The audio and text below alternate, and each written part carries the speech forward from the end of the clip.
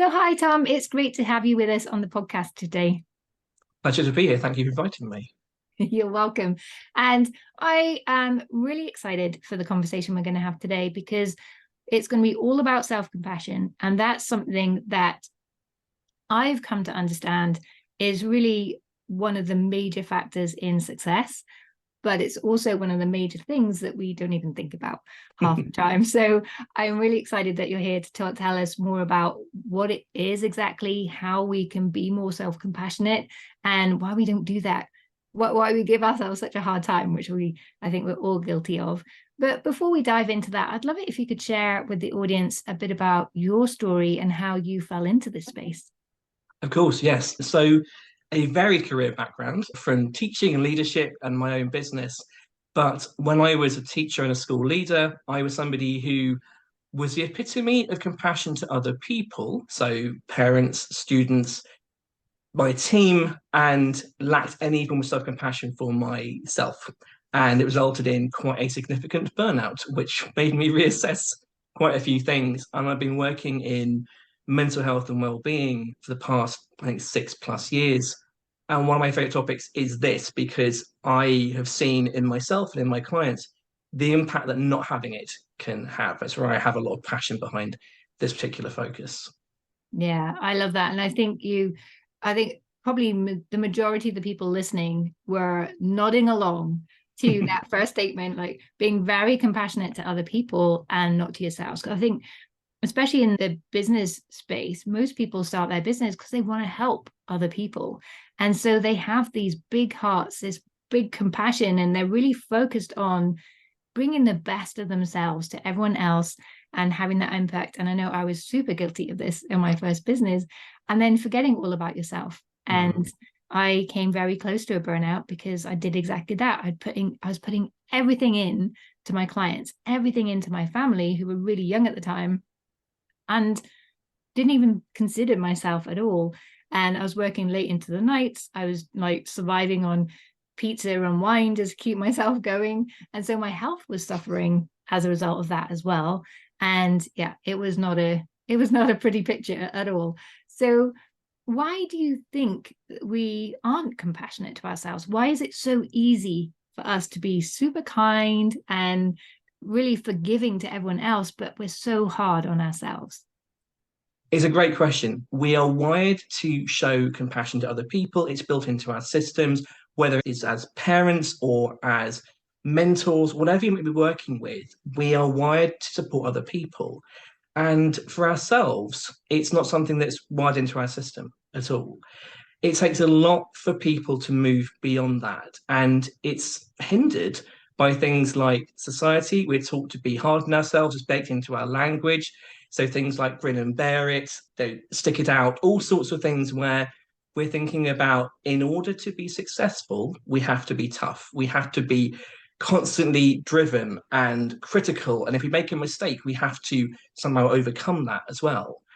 And for a lot of my clients who are people who work in very caring fields, whether it's people who are coaches, people who are supporting other people who work within sort of care and health, they put all of their time into this care for others, and they don't look at themselves as being as important. They see it's taking time away from that importance for other people. So we have multiple reasons why it's inbuilt in us not doing it. And then also we have this thing about it doesn't feel uh, comfortable sometimes. When we do start being kind to ourselves, actually it can feel quite alien. So I've had so many clients who have come and said, I've tried this self-compassion or this self-kindness thing, and it made me feel really awkward. I physically cringed when I was experiencing this. And I said, yeah, me too. And when I first did the my first mindfulness training course, my teacher at the time said to me, we're now moving on to self-kindness and a loving kindness meditation. I said, could we skip that bit? Is that something possibly that we could leave? And she went, no, we'll do twice as much now because you've asked me to do that. And I thought, okay, that's nice of you. I can see now why she did, because I had such a resistance to this self-kindness idea. And I had to overcome that. And I'm not somebody who's particularly woolly or fluffy. I like evidence and science behind things. And it felt to me a little bit like rainbows and unicorns and stardust. And I thought that's just not going to resonate. And annoyingly, if you Google self compassion, that's the imagery that comes up a lot of the time. It is rainbows and unicorns and stars. And it's so much more than that. And I'm now somebody who, when I do a lot of talks on this, I have to actually hide the phrase self compassion because I know that people will be so anti the idea of this, or they'll have misconceptions behind it. They actually won't turn up to the session. And I did one recently for a group of people who had their own businesses. And I said to the promoter, I want to get the people in the room. It was a live session. And I want to be there when we say those words. And I want to watch the reaction of the crowd. And as always, it was a folding arms, leaning back, skeptical face. I'm not sure why I'm here. I thought this was a serious topic. So, and that's only scratching the surface of why, but there are lots of reasons why it's a hard thing for many people to do, but it is achievable. It massively is. Yeah, I think soft skills have had such a bad rap for so long, and they've really been discounted. And oh, self-compassion, that's just soppy, it's not going to add to the bottom line kind of factor. However, we know it does. I worked in internal communications for a long time, and when the UK was looking at how do we become more competitive after the last crash, then the answer was internal communications. We need people to feel part of something. We need people to have that space. And now we're adding into that this mental health and well-being. If people don't feel they're in the right place and they don't have that energy and the space, then they're not innovative. They're not showing up as their best selves. They're not collaborating. So self-compassion and all these subjects around it, they're not soft subjects. They are core to real success. So I love that you're in that space. And I think when we met before and you said nobody wants to hear about self-compassion, it's like, yes, business owners do. Come and talk to us. So thank you for agreeing to do that. And I think it really is important. But what do you think it takes for us to go from this space of maybe not feeling comfortable being self-compassionate or not knowing where to start with that? What does it take to start shifting and bringing more self-compassion into your daily routine?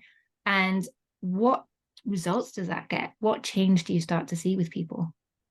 I'm going to start back to front, if that's okay, because it goes back to the point you're making about people don't see it as connected to bottom line and to this kind of very visible impact. But the last time I looked, and there's research gathering continuously, there's well over 4,000 very strong research studies on this topic, which shows the impact on not just mental health and physical health, but on success. And whether that success is as an Olympic athlete, whether it is as somebody in the armed forces, somebody who's a CEO of a top business, or somebody who's an entrepreneur who's driving themselves forward, there is so much information which supports the impact. So I'll come back to that in a second. But the things that I get my clients to work on, first of all, is if you hear that phrase, or if the concept of self-kindness is uncomfortable, or if you practice something along those lines, you feel physically slightly uncomfortable, can you identify where that is coming from? What is the cause of that discomfort or that block that's there? For some people, it can be language. So I have some clients who never use the phrase self-compassion. They might say being kind to myself, or treating myself in a nice way, or being a supporter, or being on my own team, or being a self-cheerleader. They'll find a phrase which fits for them. And I would suggest, because there's so much information on self-compassion, and I was listening to a podcast last week on this, and I kept jarring and thinking, why am I physically kind of just tightening up sometimes when listening to this podcast? And it was the phrasing that they were using. And I had to, in my own head, each time they said a certain phrase, think about, well, actually, I think of it in this particular word instead, in order for me to get past that barrier. So language is a really big part of this. Also, being aware of a trap that a lot of people fall into. We can become very self-critical about not being compassionate enough to ourselves, which is the opposite we want to actually do. And we go, I've now learned more about being self-compassionate, and I've learned what my sort of levels of that are. And oh my goodness, I'm really bad at doing that. And that's another thing that I'm not successful with, and I have to add to my list, and the pressure comes in. So thinking about it in terms of very small steps, in terms of just understanding a bit more, just identifying language barriers, identifying discomfort as being something which is very, very common, and allowing ourselves to celebrate a small impact of just by having more self awareness, it allows me to step into this rather than I'm self aware and I will beat myself up because I now longer and I don't have this particular skill yet. And then, It sorry, go almost ahead. sounds it almost sounds like we find any excuse to beat ourselves up. I mean, that's crazy. It's absolutely true. And I have actually done polls with groups I've worked with. Before we've ended a session, we've done all the awareness building and we've realized what this is. There are some really good self-compassion questionnaires out there as well, which are not there to say, right, you are this or that. It's to bring this awareness into it about, are there certain areas of life where we maybe are more self-compassionate and more supportive and times when we are not? So it's an awareness building tool. But after doing that, I will ask people how they feel at that moment. A lot of them will score themselves quite negatively in terms of um, whether it's self-worth. I don't like to use self-esteem, but we'll often use that phrase in that kind of situation. And they'll say, I feel quite bad. And I'll ask them why. Because actually, I've realized how unkind I am to myself, how critical I am, the level of expectation and the words that I use, neither of which I would have with anyone else. I wouldn't say to my closest friend or my worst enemy some of the things that I say to myself and the way that I say it. And having realized that, I feel awful. And there's a phrase which is called backdraft when we look at self compassion that if there's a fire going on in a building and you open a door and the oxygen rushes in, you can get a plume of fire coming out, which can be really dangerous. And when we explore self compassion, we look at it in a very safe way. We think about it in terms of sometimes opening a door to somewhere that we haven't explored very much before can really help us. Sometimes it can ignite things we've been avoiding, and actually need to be careful to look after ourselves and to move at our own pace. It can be uncomfortable. So, yes, we will find any excuse to kind of beat ourselves up. And it's also safer to be the person who is criticizing themselves and to be the person who's failed at something. There's a safety behind that as well. So, yes, we will find any excuse at all to do this to ourselves. Yeah, exactly. So is there a reason why we are so hard on ourselves? You mentioned that we're hardwired to help other people, but are we also hardwired to give ourselves a hard time? It's partly because when we evolved, we were evolving for a different world than we live in these days, where threats were external. So when we looked to be critical and to avoid certain things, there were normally threats outside of ourselves. And what's happened in today's society as we go into well-being issues, mental health concerns, anxiety, the problem comes from within, and we turn that attack system, which was designed to kind of keep ourselves safe from external things, inwards, and we attack ourselves. So a lot of the research that Paul Gilbert does, for example, is how that threat system is being activated when we think of a threat being not somebody who is out there outside of us, but it's something inside of us. We turn that critical system against ourselves. And caring was originally to help the people around us to survive and to prosper. And we would be cared for by other people. So self care and self compassion and being our own supporter doesn't often come that naturally.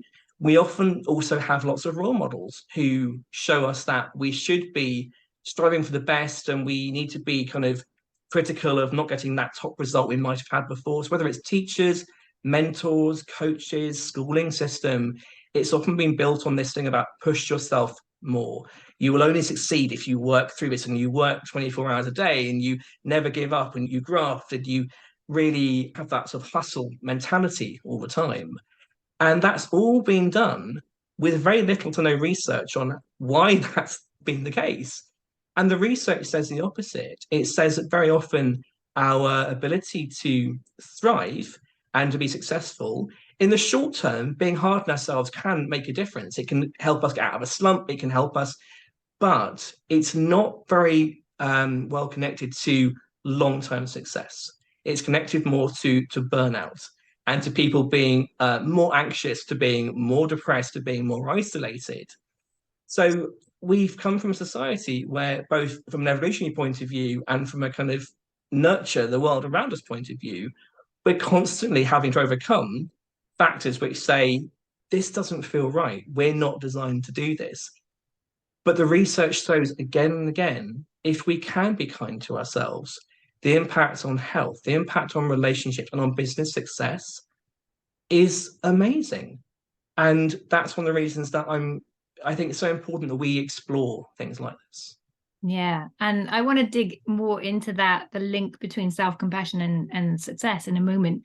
But I just found everything you just said so fascinating. And I was listening to some research recently that was saying that the brain is hardwired to find a challenge and protect us from that challenge. But because we don't have any challenges anymore, there are no saber-toothed tigers coming to attack us, then it's looking for challenges elsewhere. And so, as you say, it's looking within and finding, oh, we could create a challenge here. It's almost self-entertaining. But yeah, so fascinating. And I guess that first step is, as you said, awareness. So you can catch yourself and think, hold on a minute, brain, stop that. Let's have this challenge over here. Give it some more positive challenges to work on that are going to actually move us in the right direction. Does that fit with your research?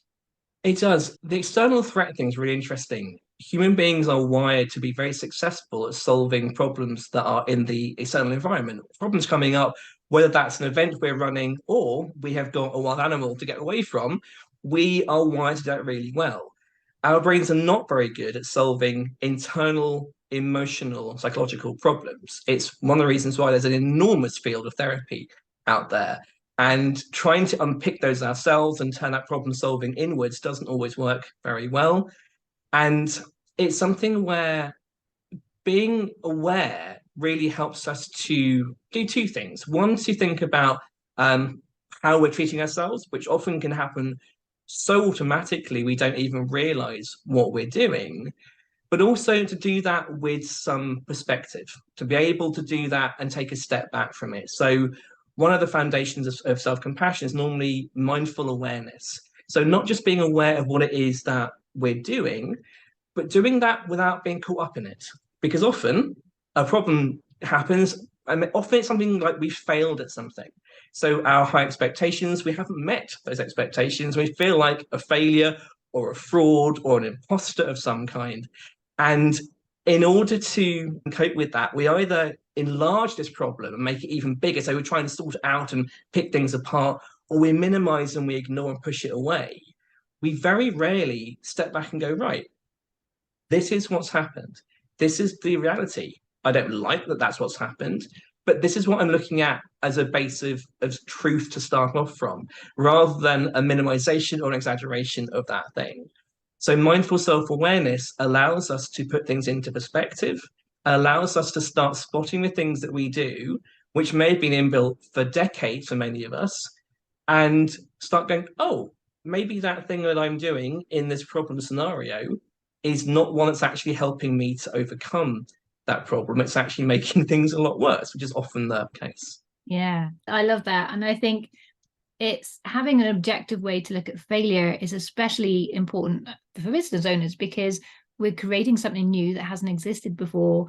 Often it's something that we have some expertise in, but not everything. We're going to fail. We're going to mess up. So learning how to move through that compassionately and in a way where we learn those lessons and don't exaggerate or minimize, but look at it more objectively and take the most of that lesson and grow through that is so important. So is that the link between self-compassion and success, or is there more to it than that?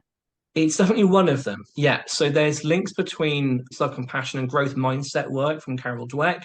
The way that in growth mindset, I'm sure your listeners will be familiar, many of them, with this concept, that this idea that if we have a fixed mindset and we fail, we as a person are a failure, and we don't want that. We move away from that. And so we'll therefore avoid taking chances and taking risks that might lead to success. Whereas in growth mindset, We see failure as something that's been an action. It doesn't reflect on us as a human being. And therefore, we're open to making mistakes and being creative and trying new things. And all of that within both self-compassion and with the growth mindset connections are about giving ourselves a psychologically safe environment to have our businesses so that we can make mistakes. Those people who are terrified of getting something wrong or terrified that their business might fail or a new idea might not be successful are less likely to actually try any of those things which they would need to do to take them up to that next level. So the safety thing is a really big part of it. But also with self-compassion, which I know it sounds a little bit back to front, we're less self-absorbed, we're less self-focused. If somebody's very self-critical, we turn inwards a lot. We are beating ourselves up for not being this, not being that. We are consumed by how we have been seen or what we've been thinking about all these things. Self-compassion is, yeah, that was hard. What's next? How do I do this next thing? Okay, let's do this. And we go back to focusing on the outside world, on the physical things we can do to progress. So actually, when we have the focus going away from ourselves back to our business or to our clients or to the idea that we are nurturing, we're far more likely to take action rather than being stuck in the inaction of beating ourselves up and being very critical. And there's 10 times more to that as well. Yeah, that makes so much sense. It's hard to move into action if you are beating yourself up and destroying that self-belief that you have what it takes to move forward, and you just get stuck in that like negative space, that downward spiral. So it makes a lot of sense. So you mentioned that there are so many links. Are there any more that you feel would be really helpful for people to understand? Empathy and relationship building. So I think very few people, depends on the industry you're in, but very few businesses will succeed if you aren't able to build relationships with your clients or people that you're networking with, whatever that is. Relationship building is such a fundamental part of that. Self-compassion and understanding ourselves and showing ourselves compassion has been shown to impact the way that we show compassion to other people, our ability to empathize with people as well, and therefore to form the sort of genuine human relationships that we need in order for both personally and professionally ourselves to thrive with things like that. And I think a lot of people see self-compassion as quite a selfish thing to do. It's all about kind of, oh, it's all looking after myself and I'm going to be pitying myself and getting away with things. It's none of those things at all. It's actually about what do I need in order to both look after myself, cheer myself on, and then get on with it. Because it's not about, right, I've had a hard day. I'm going to spend the rest of the week sitting on my sofa, watching Netflix, eating ice cream. That would be self-pity. There's nothing wrong with doing that for a bit in order to kind of recharge from what you've just done, if that's your way of doing that. But after a while, self-compassion goes beyond that and says, right, well, we know that didn't work. And we know we've given ourselves a chance to kind of, sulk and understand it because we're human. We're allowed to make mistakes. We're allowed to feel bad because of that. But then the self-compassion is, right, so what next? What is it I'm going to do to learn from that mistake or that failure? What do I need to do in order to make myself healthy and strong enough to do that next thing? So actually, I know that, not moving all day and eating the wrong food won't give me a healthy body and mind in order to do the things I need to do as a business owner. So it's like if you've got a parent who is looking after a child, it's not about giving them all the kind of sweets and chocolate in the world they want all day long. It's about, right, there's times when we can have those things. We want you to be successful and healthy. So sometimes we'll do things you don't want to do, you might dislike, in order for you to be successful. And we're doing that to ourselves in self-compassion. We're thinking about, right, I can be kind to myself, I can do nice things, but sometimes I'll push myself outside my comfort zone in order to be successful. So a few more reasons why it's a useful thing as a business owner, hopefully, as well. I feel that we need to dig into this for the rest of the day or beyond. There's so much. It's so interesting, and everything you say just makes so much sense. And I heard someone talking about, I think it was Mel Robbins talking about revenge procrastination, which is where we feel like we're being self-compassionate, have it sitting on the sofa eating the ice cream. But in the end, it's not being compassionate because what we really want to do and need to do is like go to bed or do something completely differently. But we think, no, I deserve to watch Netflix, even if it goes against what's good for us.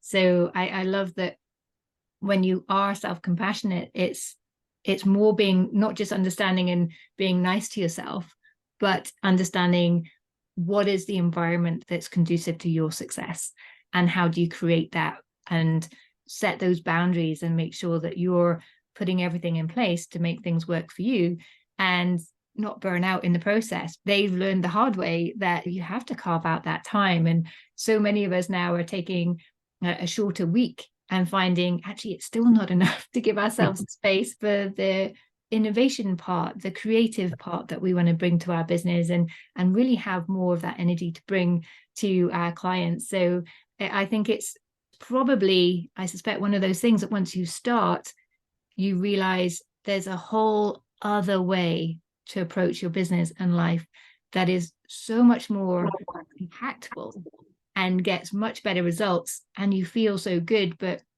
at the minute, it probably feels like we don't have permission to do it that way because it's not the way that most people are operating at the moment. Does that sound fair? Completely. It really does. And it's one of those weird things where when we are supporting somebody else, whether it's a friend or a colleague that we care about, we give them the wording and the permission to be able to take time and to do things and to slow down if they need to and celebrate successes. Whereas for ourselves, we are the opposite. And part of self-compassion is, can we be that cheerleader for ourselves? Can we allow ourselves to understand that things can be difficult at times and think about what we can do to lift ourselves up in a way that we would somebody that we genuinely care about. Not always a partner, by the way, because sometimes we can show a different side of ourselves to the person closest to us. We know that there's a safe zone to express different emotions. But thinking about a really close friend and thinking about what is it I would normally do if that person had a bad day in their business, if that person had a client meeting didn't go to plan, if that person was doing a speaking event and froze, whatever it might be, rather than going down that route of I'm going to be dwelling on that the entire time, we say to them, right, but what have you done well today? What have you been successful with? And also, how can I help you to learn from that and to grow from that? Whereas with ourselves, like, no, you failed at that, useless, you might as well just stop the entire thing now. And we go down that route of things. So the permission thing is really important. Mm.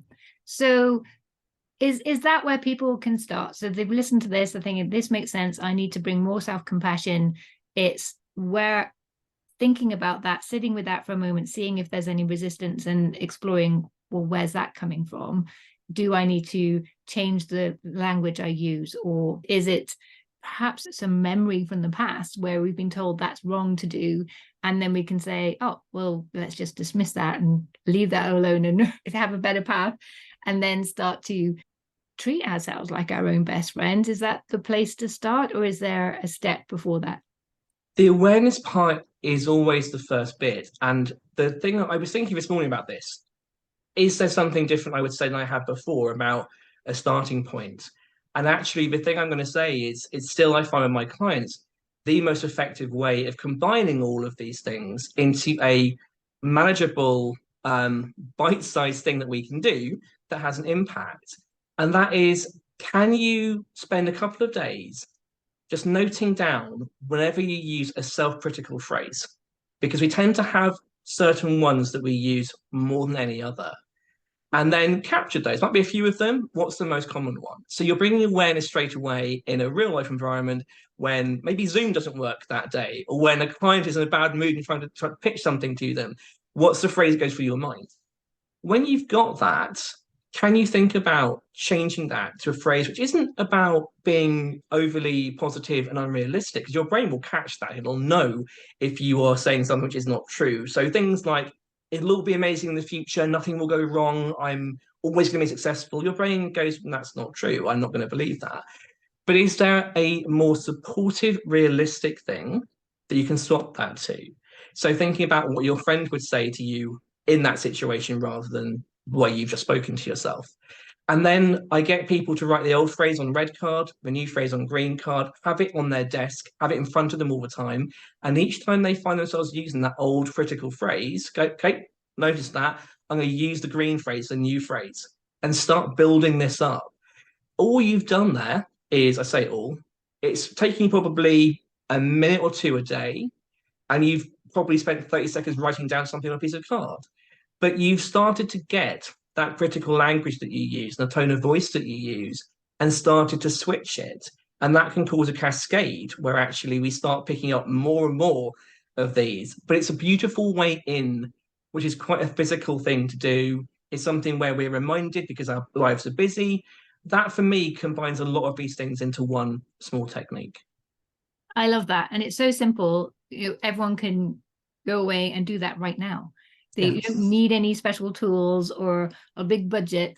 You just need to take that space and just catch those phrases. And I love rewriting it. And it's so true that you have people saying, yes, do daily affirmations. I am a millionaire. But then you're thinking, what? It's not believable enough. You just need to take those steps. And yeah, I think that's a great tool. Tom, you've shared so much. As I say, we could talk about this all day, and I'd love to.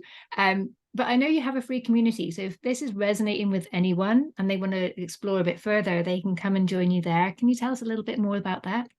Absolutely, yes. So I'm creating what I'm trying to have as a safe space for people to have conversations they wouldn't normally have in the normal business environment. So how do we open up about things like being self-compassionate, about how sometimes it's hard to do things? And one of the things we haven't touched on in self-compassion is a shared human experience. It's actually how when we fail, we pull back from people. We don't want people to see us as somebody who's failed at something and who isn't good enough at something. But the research says that when we fail, if we can come together and other people go, do you know what? It's happened to me too. And I know how that feels. And I can come and support you with that. So that safe space is something I want to really build. And it's something where also the focus is on development as an entire person. And therefore, the impact is on us both as a work person, as a business owner, but also on our personal lives and our relationships. So that's the kind of theme behind what I'm doing at the moment. Sounds incredible. So where do people find this community? If you, best thing to do is to find me on LinkedIn. I can have a chat with you, can talk you through it and see if it's the right sort of place for you.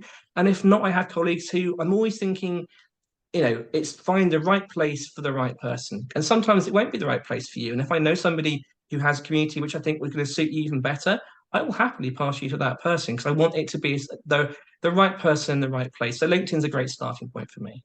Brilliant. So yeah, look out for Tom on LinkedIn, and I know you're very active there. So even just following you there, they're going to take away some great insights that they can again start to implement. Before we wrap up, is there anything you feel that we haven't touched on that people really need to know in order to take those next steps or start thinking differently about self-compassion? The only thing I would say is that I mentioned it a little bit earlier, but maybe not enough. If you do like this topic and you start exploring things, there are key authors and speakers and books out there. And I've known people go, well, I spent a few hours watching TED Talks and listening to podcasts on self-compassion, and I don't like it. And I said, do you not like the topic or the speaker? And I think sometimes it's really important that we think about each person in research out there presents things in different ways. If people have listened to me today and gone, not liking that, it might be the way I've been talking about it. So maybe go and look at somebody else like Kristen Neff, for example, or Paul Gilbert. But each one out there will present it in their own point of view. And I would really like people to separate the topic from the speaker, because I've seen so often that people can get turned off from the benefits because they don't resonate with the person delivering it. And that happens a lot in this topic, I would say. Yeah, brilliant. Great point. Thank you so much. Tom, I have really enjoyed this conversation. Thank you so much for sharing everything with us today. And I know I, for one, am going to dig in further because I just think it's been so fascinating. Thank you. Thank you.